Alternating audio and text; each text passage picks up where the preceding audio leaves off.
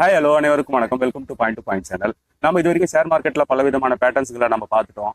இனிமே நம்ம பார்க்க போறது பங்கு சந்தையின் போக்கை கணிக்க உதவும் டூல்ஸ், அதாவது கருவிகள். இது நம்ம எங்க இருக்கு, இதை எடுத்து எப்படி உபயோகப்படுத்தி எந்த இடத்துல நம்ம என்ட்ரி ஆகணும், எந்த இடத்துல நம்ம எக்ஸிட் ஆகணும் அப்படிங்கிற அந்த டூல்ஸை பத்தி எல்லாம் நம்ம ஒவ்வொரு வீடியோலையும் ஒவ்வொரு நாளைக்கு ஒரு ஒரு கருவிகளை பத்தி, அதாவது டூல்ஸ்களை பத்தி நம்ம இப்போ பார்க்கலாம். பொதுவா பங்கு சந்தையை கணிக்க உதவுறதுக்கு ரெண்டு விஷயம் தான். ஒன்று ஃபண்டமெண்டல், இன்னொன்று டெக்னிக்கல். ஃபண்டமெண்டலுங்கிறது டெய்லி மாறிக்கிட்டே இருக்காது. Daily fundamental news, good news bad நியூஸ்லாம் வராது. ஒரு வாட்டி ஃபண்டமெண்டலை நம்ம பார்த்து செக் பண்ணிட்டா மேக்ஸிமம் பெரும்பாலும் ரொம்ப நாளைக்கு அதே தான் ஓடும்.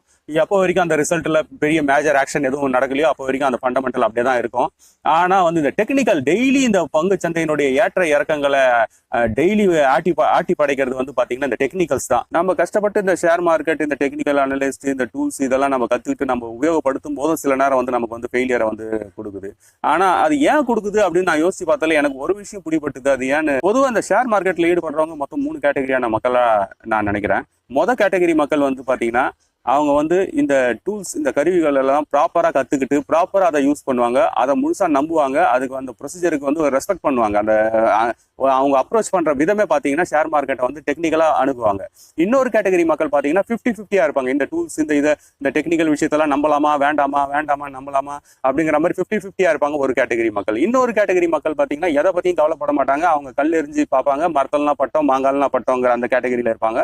அவங்களுக்கு எந்த டூல்ஸை பத்தியும் தெரியாது, ஒன்றும் தெரியாது. அவங்க ஃப்ரீ மூவ்மெண்ட்ல இருப்பாங்க. ஆனா அவங்களும் சில நேரம் சக்சஸ் பண்ணுவாங்க. ஆனா சக்சஸ் ரேஷியோ ரொம்ப கம்மியா இருக்கும்.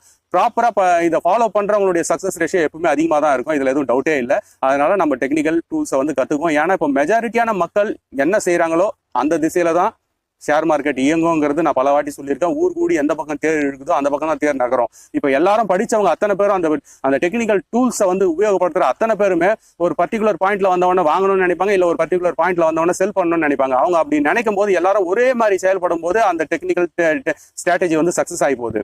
இதுல கூட இந்த 50-50 இருக்கிற மக்களை இவங்க பக்கம் படிச்சவங்க அந்த ஃபாலோ பண்றவங்க பக்கம் சேர்ந்துட்டாங்கன்னா சக்சஸ் ரேஷியோ இன்னும் அதிகமாகி போகுது.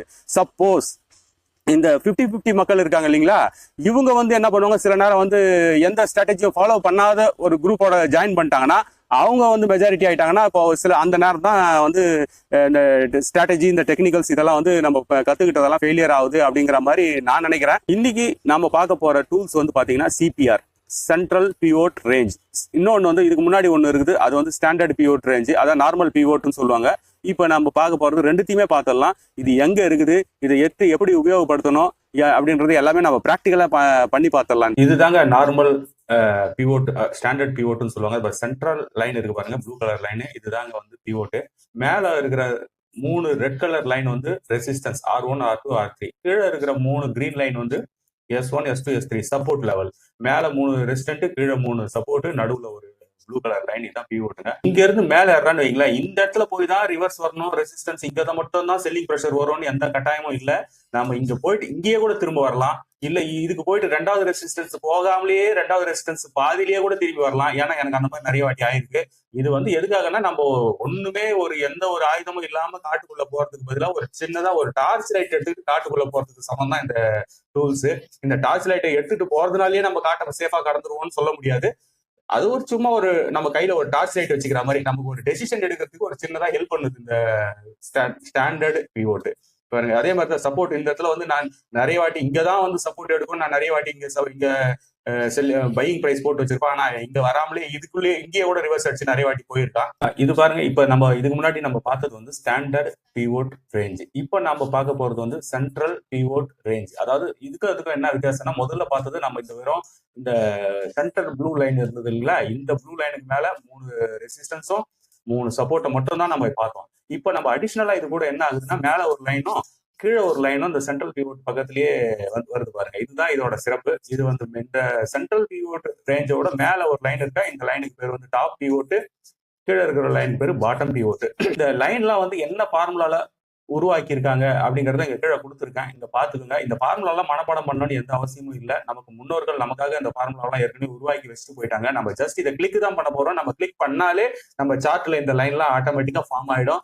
இப்போ இதனுடைய ரூல்ஸ் என்ன, இது இந்த மாதிரி இப்படி இருந்தா என்ன செயல்படணும், எப்போ வாங்கணும், எப்போ விற்கணும் அப்படிங்கறத இந்த ரூல்ஸ் எல்லாம் பார்ப்போம். பார்த்துட்டு அதுக்கப்புறமா நம்ம இதை பிராக்டிக்கலா எப்படி நம்ம சார்ட்ல அப்ளை பண்றது அப்படிங்கறதையும் நம்ம பார்ப்போம். இது வந்து நேரோ ரேஞ்ச் சிபிஆர்னு பேருங்க இருக்கு. இது வந்து பாருங்க, இந்த சென்ட்ரல் லைனோட மேல் லைனும் இந்த கீழ் லைனும் ரொம்ப ஒட்டி இருந்தா அதுக்கு பேரு நேரோ ரேஞ்ச் சிபிஆர். இந்த மாதிரி இருந்தா என்ன அர்த்தம் அப்படின்னாக்கா, இப்ப அடுத்த நாள் வந்து மார்க்கெட் வந்து ஒண்ணு மேலேயோ இல்ல கீழவோ எங்கேயோ அதிகப்படியான பிரைஸ் ஆக்ஷன் மூவ் ஆக போகுது அப்படிங்கிறது அர்த்தம். இப்போ சப்போஸ் லாங் போறவங்களா அப்படி இருந்தாங்கன்னாக்கா இந்த நேரோ சிபிஆர் இருக்க வேண்டியது ரொம்ப அவசியம். நேரோ சிபிஆர் இருந்தா மட்டும் அன்னைக்கு ட்ரேட் எடுங்க. இல்லைனாக்கா சப்போஸ் இது வந்து பிராட் சிபிஆரா இருந்ததுன்னா அன்னைக்கு ட்ரேட் எடுக்கிறத தவிர்த்துருங்க. ஏன்னாக்கா பிராட் சிபிஆர் அந்த மாதிரி இந்த மாதிரி வைடா இருந்ததுன்னா அன்னைக்கு வந்து மார்க்கெட் வந்து சைட்வேஸா தான் போகும்.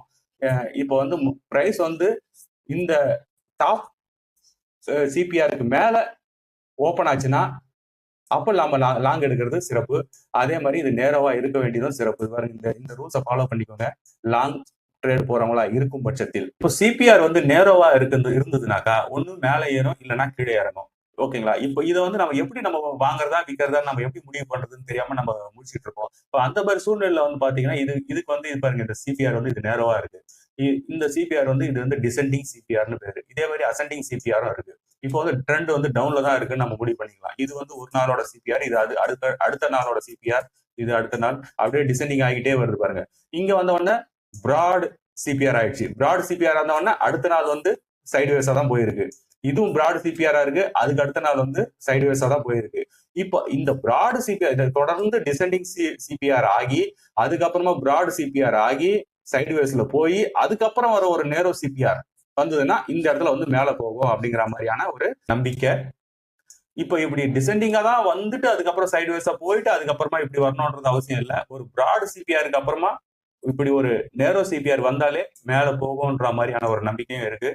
இதை வந்து என்கல்ஃபிங் சிபிஆர் அப்படின்னு சொல்லுவாங்க. இது வந்து நேரோ சிபிஆர், அதுக்கப்புறமா ஒரு பிராட் சிபிஆர் வந்துருச்சு. இந்த பிராட் சிபிஆருக்குள்ள இது வந்து முழுசுமா அடங்கி போகுது இந்த நேரோ சிபிஆர். அப்படின்னாக்க நெக்ஸ்ட் டே வந்து சைட்வேஸா தான் மார்க்கெட் போகும் அப்படிங்கிறது நம்பிக்கை. சிபிஆர்ல வந்து மிக முக்கியமான ஒரு சிபிஆர் என்னன்னா வெர்ஜின் சிபிஆர்னு பேருங்க. இந்த வெர்ஜின் சிபிஆர் எப்படி இருக்கும்னாக்கா, முதல்ல வந்து ஒரு நேரோ சிபிஆர் இருக்கும். நேரோ சிபிஆருக்கு அப்புறமா நம்ம ஆக்சுவலா முதல்ல நம்ம என்ன பார்த்தோம், நேரோ சிபிஆருக்கு அப்புறம் வர மறுநாள் வந்து மார்க்கெட் வந்து ஒன்னு அப் சைடாவோ இல்ல டவுன் சைடாவோ ஏதோ ஒன்னு இருக்கும். அதாவது ஹை வாலடைல் இருக்கும் நெக்ஸ்ட் டே அப்படிங்கறத நம்ம ஏற்கனவே பார்த்துட்டோம். இப்போ இந்த மாதிரி நேரோ சிபிஆர் இருக்கு. நெக்ஸ்ட் டேவோட சிபிஆர் இது. இந்த சிபிஆர் லைனை எதையுமே டச் பண்ணாம ஓப்பனிங்கே வந்து ஹை லெவல்ல இப்படி ஓப்பன் ஆகி மேல போயிட்டே இருக்கான்னு வைங்க. இது அதுக்கு அடுத்த நாள் சிபிஆர். இந்த சிபிஆர்ல வந்து இங்க டச் ஆகிட்டு திரும்ப அப்படியே மேல போயிட்டே இருக்கான். இப்போ இங்க வந்து கீழே டச் ஆகுறான்னு வைங்களேன், இந்த இடத்துல வந்து ஹெவி சப்போர்ட் இருக்கும். ஏன் சப்போர்ட் இருக்குன்னா இந்த வெர்ஜின் சிபிஆர் தான் அதோட வேலையை கட்டுது. இந்த வெர்ஜின் சிபிஆர் மறுநாள் கூட 3 நாள் வரைக்கும் கூட இதுக்கு பவர் இருக்குது. இதை எப்போ சப்போஸ் நெக்ஸ்ட் அடுத்து வர நாட்கள்ல எப்பயாவது இந்த வெர்ஜின் சிபிஆரோட லைனை எக்ஸ்டெண்ட் பண்ணிக்கிற மாதிரி நம்ம இமேஜின் பண்ணிக்குவோம். இப்ப இந்த லைனை உடைச்சிட்டான்னு வைங்க, இந்த லைனை உடைச்சிட்டானா அப்புறம் இந்த வெர்ஜின் சிபிஆருக்கோட வேல்யூ முடிஞ்சு போச்சுன்னு அர்த்தம். எப்போ வரைக்கும் இந்த வெர்ஜின் சிபிஆர் அவன் டச் பண்ணலையோ அப்போ வரைக்கும் இந்த பிரைஸ் ஜோன்ல வந்த உடனே கிராஃப் அந்த ஸ்டாக்கோட பிரைஸுக்கு வந்து ஹெவி சப்போர்ட் இருக்கும் அப்படிங்கிறது நம்பிக்கை. ஒரு சிபிஆர் இப்படி இருக்குன்னு வச்சுக்கோங்களேன், எங்க பிரைஸ் மூவ்மெண்ட் வந்து இப்படி மேல போயிட்டே இருக்கான். இப்போ இந்த டாப் லைனை வந்து டச் பண்ணிட்டு மேல ஏறதுக்கு தயாரா இருக்கிறான்னா அப்போ இந்த இடத்துல நம்ம என்ட்ரி எடுக்கலாமா அப்படின்னு கேட்டாக்கா, அப்ப அந்த நேரத்துல ஒரே ஒரு கண்டிஷன் தான், நம்ம லெஃப்ட் சைடு திரும்பி பாருங்க. லெஃப்ட் சைடு திரும்பி பார்த்தா அப்ப அந்த கிராஃப் வந்து அன்னைக்குதான் முறையா அந்த ஹையை வந்து கட் பண்றான் அப்படின்னாக்கா நம்ம தாராளமா என்ட்ரி எடுக்கலாம். அந்த நேரத்துல என்ட்ரி எடுத்தா நம்ம மேல போகும்ன்ற மாதிரியான ஒரு நம்பிக்கை இருக்கு. சப்போஸ் இதுக்கு முன்னாடி ஏற்கனவே இந்த ஐயெல்லாம் கட் பண்ணிட்டு திரும்ப லோ வந்துட்டு திரும்ப போறானாக்கா அப்ப இதுக்கு வேல்யூ இல்லை. அதுகிட்ட இந்த சிபிஆரை வந்து நம்ம ஃபார்முலாவா இந்த சார்ட்ல எப்படி அப்ளை பண்றது அப்படிங்கறத இப்ப நம்ம பார்க்கலாம். நம்ம பொதுவா இந்த சார்ட்டை வந்து இந்த கிராஃப் வந்து எங்க பார்ப்பாங்கன்னா ட்ரேடிங் வியூ ஆப்ல போயிட்டு பார்ப்பாங்க எல்லாரும். ட்ரேடிங் வியூ ஆப்ல போய் நம்ம பாக்குறதுனால, அந்த வெப்சைட்ல போய் பாக்குறதுனால நமக்கு சில சிக்கல்லாம் இருக்குது. எனக்கு பர்சனலா நான் ஃபீல் பண்றது என்னன்னாக்கா, அதுல வந்து நிறைய நமக்கு தேவையில்லாத விஷயங்கள்லாம் நிறைய அதுல வந்து நிக்குது. அதுல வந்து நமக்கு தேவையில்லாததெல்லாம் செக்ரிகேட் பண்றதுல நமக்கு டைம் எடுக்குது, கன்ஃபியூஷன் ஆகுது. அதனால நான் என்ன பண்றேன்னா, எனக்கு வந்து 0 தான் கைட் ஆப்லயே வந்து இதை எப்படி இன்ஸ்டால், இந்த ஆப்பை வந்து இந்த கிராஃபை வந்து நம்ம எப்படி உபயோகப்படுத்தலாம் அப்படிங்கறத நம்ம இப்போ பார்க்கலாம். நம்ம ஜீரோதா கைட் ஆப்ல போயிட்டு ப்ரொஃபைல்ல போயிட்டு இந்த மாதிரி செட்டிங்ஸ்ல வந்துட்டு பாத்தீங்கன்னா இந்த இடத்துல வந்து டிஃபால்ட்டாவே ட்ரேடிங் வியூ இந்த இடத்துல தான் வந்து கர்சர் இருக்கும். இதை வந்து நம்ம மாத்தி சார்ட் ஐக்யூல மாத்தி வச்சுக்கணும் ஃபர்ஸ்ட். உதாரணத்துக்கு நம்ம இப்போ ஏதாவது ஒரு வாட்ச் லிஸ்ட்ல இருந்து ஏதாவது ஒரு கிராஃப் எடுத்துக்கோம். இப்போ இன்ஃபோசிஸ் எடுத்துக்கோம். இன்ஃபோசிஸ் எடுத்தோம்னா இந்த மாதிரி இப்படி வந்து நிற்கும். இங்க வந்தோடனே இந்த ஒரு ஏரோ மார்க் தெரியுதுங்களா? நம்ம கர்சரை மட்டும் கவனிச்சுக்கிட்டே இருங்க. இதுல வந்து நம்ம கிளிக் பண்ணோம்னா ஸ்கிரீன் வந்து பெருசாயிரும். பெருசான பிறகு என்ன பண்ணணும்னா அந்த ஸ்டடீஸ்ல இது இந்த மாதிரி லைன் எல்லாம் ஏன் வருதுன்னா நான் ஏற்கனவே போட்டு வச்சுக்கிறதுனால வந்து இதெல்லாம் மொத்தத்தையும் நான் கிளியர் பண்ணிடுறேன். கிளியர் ஆள் கொடுத்துட்றேன். ஃபர்ஸ்ட்ல இருந்து நான் உங்களுக்கு நான் செஞ்சு காட்டுறேன். அப்பதான் கிளியரா புரியும். இப்போ போயிட்டு நம்ம என்ன பண்றோம், இந்த மாதிரி கிராஃப் அந்த ஸ்கிரீன் வந்து பெருசாயிடுச்சு. இப்போ நம்ம இந்த ஸ்டடீஸ்ல போயிட்டு நம்ம டைப் பண்றோம். இந்த மேனுவலா இங்க நம்ம டைப் பண்றோம் பிவோட் அப்படின்னு சொல்லிட்டு டைப் பண்ணாலே பிவோட் அப்படின்னு சொல்லிட்டு டைப் பண்றோம். பிவோட் பாயிண்ட்ஸ்னு வருதுங்களா? இதான் வந்து ஸ்டாண்டர்ட் பிவோட். இப்போ ஒரு லைன் வந்துருச்சுங்களா? இது வந்து ஒரு கருப்பு லைனு, மேல வந்து 3 ரெசிஸ்டன்ஸ் வந்துருச்சு, ரெட் கலர் லைனு, கீழே வந்து கிரீன் கலர் லைன் இருக்குங்களா? இதான் வந்து சப்போர்ட். இப்போ இதுலயே வந்து நம்ம ஆட் பண்றோம். இந்த ஸ்டடீஸ்லயே போயிட்டு திரும்ப நம்ம இன்னொன்று ஆட் பண்றோம். சென்ட்ரல் சிபிஆர்னு போடுறோம். அதாவது central pivot range.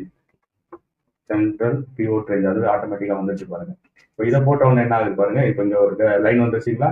Extra line 2 add ஆயிடுச்சுங்களா? இதுதான் சென்ட்ரல் பிவோட் ரேஞ்சு. சரிங்களா? இப்போ வந்து நம்ம இதை நம்ம ஷேடு மாத்திக்கலாம். ஷேடு வைக்கணும்னா இதுல போய் இந்த இடத்துல எங்கேயாவது ஒரு இடத்துல வந்து நம்ம ரைட் கிளிக் பண்ணி எடிட் செட்டிங்ல போயிட்டு நம்ம ஷேடிங் கொடுத்தோம்னா இது மட்டும் கரெக்டா நமக்கு ஷேட் பண்ணி கரெக்டா கூட காட்டும் பாருங்க. இந்த இடத்துல ஷேட் பண்ணி கரெக்டா காட்டுது பாருங்க. இப்போ இந்த இடம் வரைக்கும் ஷேட் ஆகி போச்சு. இது வந்து சிபிஆர் நேரோ சிபிஆரா இருக்கு பாருங்க. இந்த இடத்துல இருந்து கீழே 3 சப்போர்ட் இருக்கு. இது ஒரு சப்போர்ட், இது ஒரு சப்போர்ட், இது R3, இது ஒரு சப்போர்ட். அதே மாதிரி ரெசிஸ்டன்ஸ் பாருங்க. இது ஒரு ரெசிஸ்டன்ஸ், இது ஒரு ரெசிஸ்டன்ஸ், 3வது ரெசிஸ்டன்ஸ் இங்க இருக்கு, இது ஒரு ரெசிஸ்டன்ஸ்.